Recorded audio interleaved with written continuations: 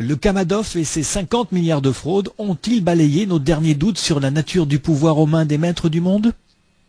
Les Golden Boys de Wall Street, de la City et de Hong Kong, les cerveaux de la finance, les petits génies du banking à qui les institutions financières les plus prestigieuses offraient des premiers salaires de 60 000 $ par an et la promesse de bonus faramineux, nos ministres des finances qui ne juraient que par eux, ces alchimistes des temps modernes qui transformaient en or tout ce qu'ils touchaient et promettaient l'opulence à tous les convertis, se révèlent être aujourd'hui de simples escrocs qui, loin d'utiliser des formules miracles, faisaient du plus vieux métier du monde, l'abus de confiance, la base de leur système. Les experts se cassaient la tête en ce début de semaine de Noël 2008 pour comprendre comment cela avait pu arriver. Encore une fois, les mieux formés pour anticiper nos malheurs s'étaient couverts de ridicule en apprenant par la presse qu'un empire s'était évaporé en une nuit, et quel empire!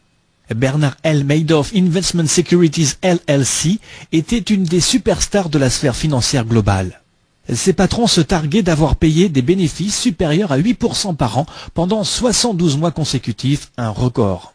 Son fondateur et PDG Bernard Madoff, devenu un véritable gourou, pouvait se permettre de refuser les investisseurs les plus fortunés de la planète. Madoff avait gagné ses lettres de noblesse à la tête du Nasdaq au début des années 90, le marché électronique des actions aux États-Unis. Il tenait depuis le haut du pavé de la finance après avoir eu la brillante idée de mettre les nouvelles technologies au service des places financières. Les hommes d'affaires les plus méfiants, les institutions les plus pointilleuses lui avaient confié des sommes colossales. Bernard Madoff avait la réputation de représenter l'essence de Wall Street. Devant l'incapacité de ses pairs et des sociétés d'audit à déceler la moindre irrégularité dans ses comptes pendant plus de 30 ans, on est en droit de rejeter en bloc les concepts qui se nichent derrière la phrase, et pourtant il a réussi à tromper tout le monde, que l'on a pu lire sur les manchettes des journaux les plus respectables du monde capitaliste. Il semblerait que des questions d'un tout autre intérêt nous viendraient à l'esprit en avançant l'improbable. Bernard Madoff n'a trompé personne. La première d'entre elles est posée par Thomas L. Friedman, journaliste au New York Times, dans sa colonne du 20 décembre 2008. Jusqu'où va la corruption des États-Unis?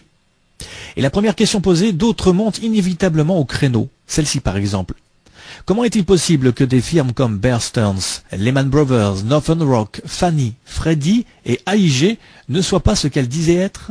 Pour répondre à cette question, il nous faut remonter l'histoire jusqu'en 1919, à l'époque où M. Carlos Ponzi, un immigré italien, ruina 20 000 personnes aux États-Unis et empocha la coquette somme de 9 millions de $. Son procédé était simple et prit bientôt son nom, la pyramide Ponzi. Il s'agissait de promettre à des investisseurs ou des particuliers fortunés le double des sommes qu'ils avaient prêtées, et ceci en moins de 3 mois.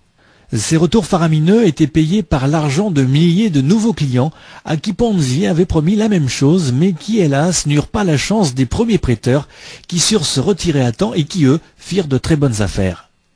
Les derniers arrivés perdirent la totalité des sommes qu'ils avaient investies. C'est à peu de choses près le procédé que Bernard Madoff, l'homme qui incarnait l'essence de Wall Street, utilisa pour sa propre pyramide qui, de par ses proportions gigantesques, 50 milliards de $, rappelons-le, devrait être sous peu rebaptisée pyramide Madoff. Afin d'étayer son raisonnement sur la pourriture des fondements de l'économie américaine, Thomas Friedman, notre journaliste du New York Times, nous fait part d'une certitude.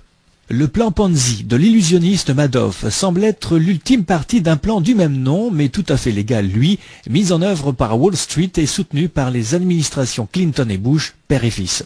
Un plan alimenté par des crédits bon marché, des principes moraux discutables et beaucoup d'avarice. Friedman continue. En effet, quel nom donner au fait d'offrir sans contrainte à un travailleur qui ne gagne que 10 000 € par an une hypothèque qu'il ne commencera à payer que 2 ans plus tard pour lui permettre d'acheter une maison d'une valeur de 550 000 € pour ensuite la mettre avec 100 autres hypothèques de même nature dans des bons vendus à des banques et des fonds de pension appartenant à des particuliers? C'est ce que faisait notre système financier. Si ce n'est une pyramide Ponzi, qu'est-ce que c'est? Le raisonnement est imparable et jette un doute sur l'ensemble des économies des pays développés qui sont emportés dans les tourbillons du néolibéralisme et du laisser-faire, aujourd'hui hors de contrôle.